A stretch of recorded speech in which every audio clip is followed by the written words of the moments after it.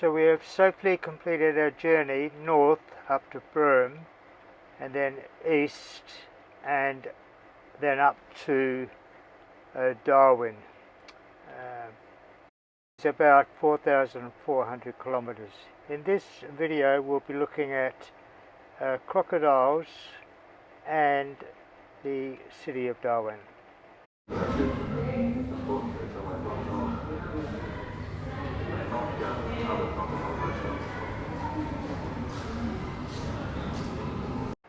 You have to be very careful up in the northern part of Australia, right the way across. It's not like down where we come from in Perth, where lots of people swim in the ocean and other swimming spots, because up here there's lots of crocodiles.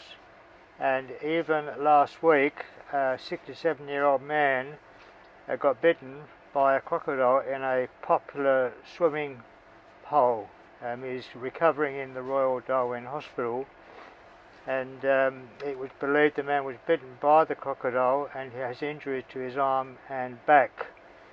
And apparently the rangers have collected nearly 100 crocodiles from waterways and areas that people swim in and visit national parks. So you have to be really careful up in the north. One of the rangers said that these crocodiles are everywhere and they have the ability to move anywhere. They try to mitigate with traps and other manner of things, but sometimes one will slip through. The males don't get fed, they get really cranky for the rest of the day. And then we feed the females straight after.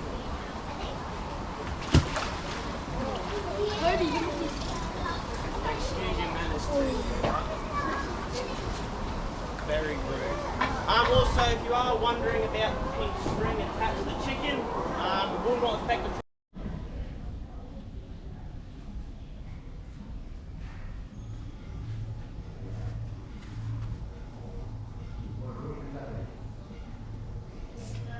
is a wildcat.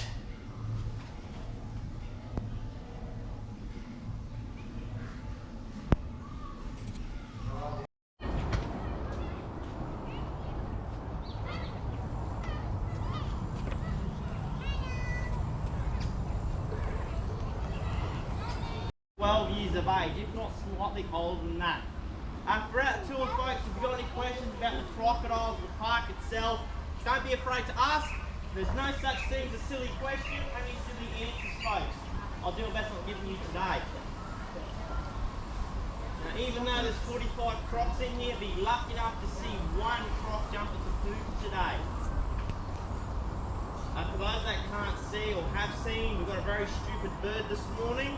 He's been here for 6 weeks, still alive. All these crocs in here are lazy. He's actually sometimes he'll sit right next to this big fella and he won't care in the world. Sometimes he actually eats the chicken that we give to the crocodiles as well. He loves his dog. Chicken next, thanks to local farmers up in the Northern Territory. They do charge us roughly 90 cents a kilo of chicken. Roughly on the property we have almost 200 crocodiles that we feed every so often.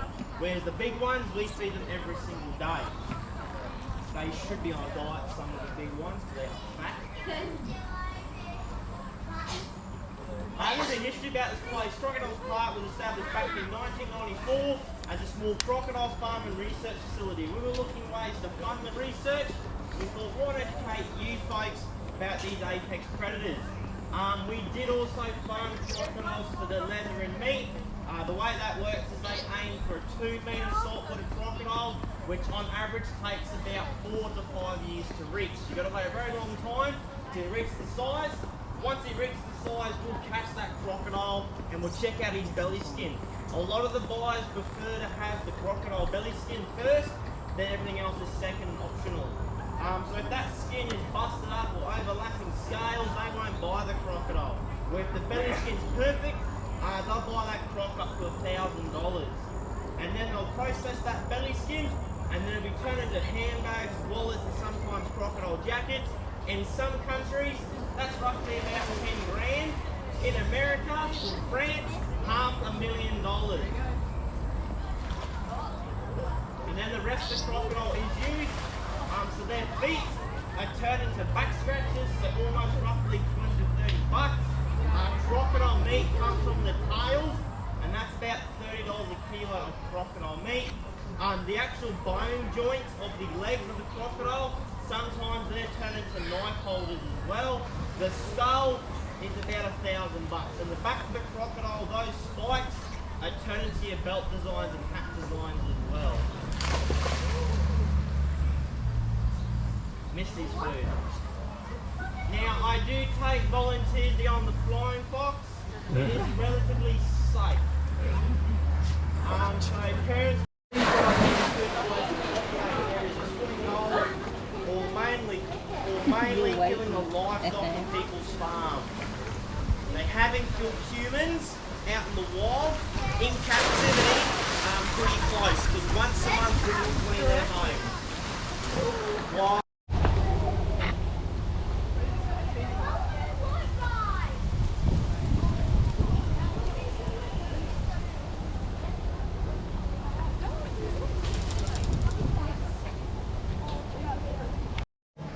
Yeah, the India leg is missing.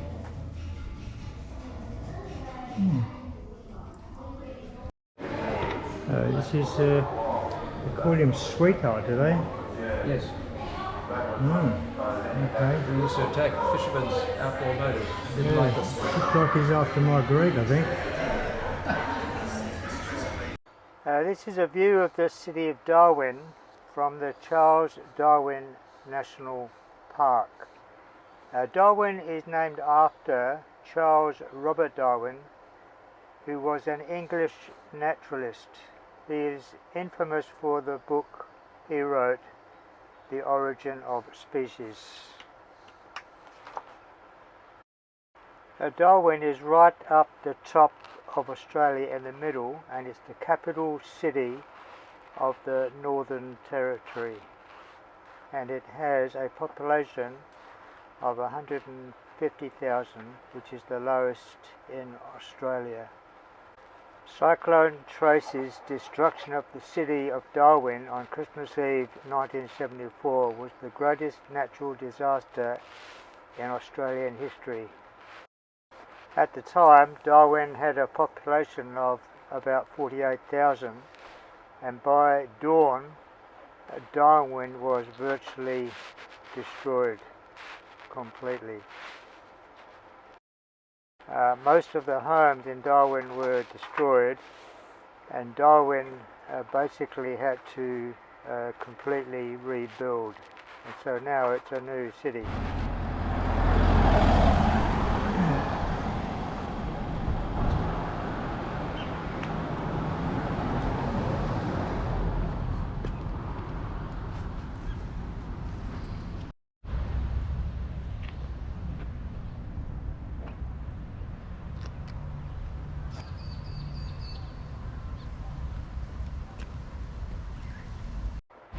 So this is a view looking towards the city of Darwin from East Point, Fanny Bay.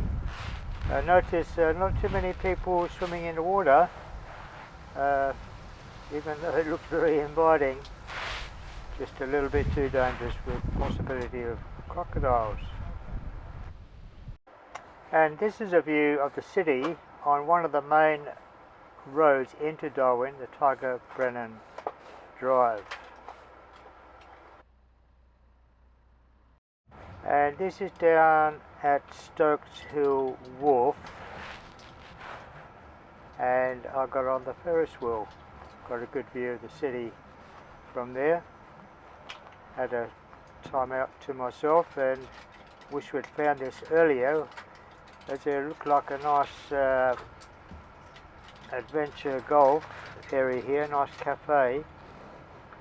And after I came off the Ferris wheel, there was a guy with something big on the end of his rod, and it was, I think, at least a 2 meter, I think it was a shark, The whole thing was very exciting. The top of his rod broke at one point, but he did manage to land it. Pity my filming wasn't better. You do get a little bit of a look at how big it is in a moment. But the whole thing was actually, look at it, see that? It's the closest I've seen to something that big being caught. Very exciting. Look at it.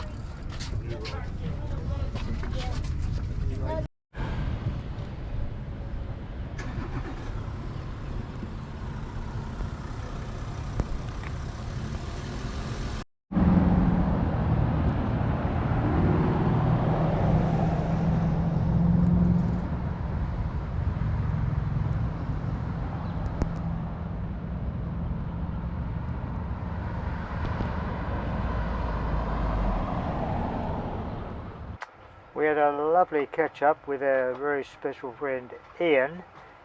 We went to the Museum of Darwin, and then these markets were on, the maritime markets, which was very exciting.